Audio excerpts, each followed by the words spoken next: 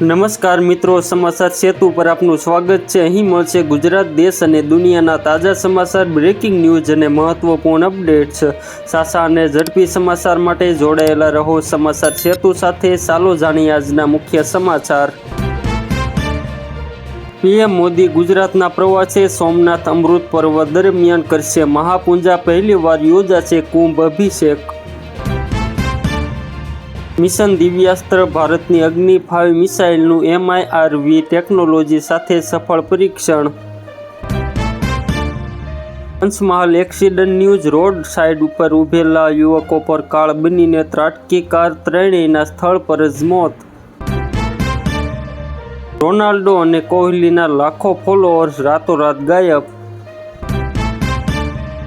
ગુજરાતની જેલોમાં 14,108ની ક્ષમતા સામે 17,766 કેદીઓ, 5,231 દોષિત, જ્યારે 12,286 ચુકાદાની રાહમાં।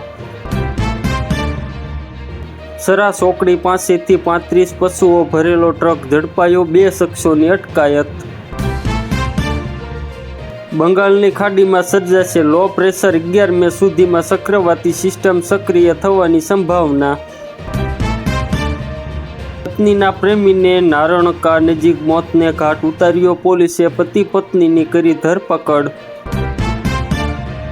એશિયન ડેવલપમેન્ટ બેંક અનુસાર ઈરાન યુદ્ધને કારણે વૈશ્વિક તણાવની અસર ચાલુ રહે છે અને ફૂડ ઓઇલના ભાવ લાંબા સમય સુધી ઊંચા રહી શકે છે।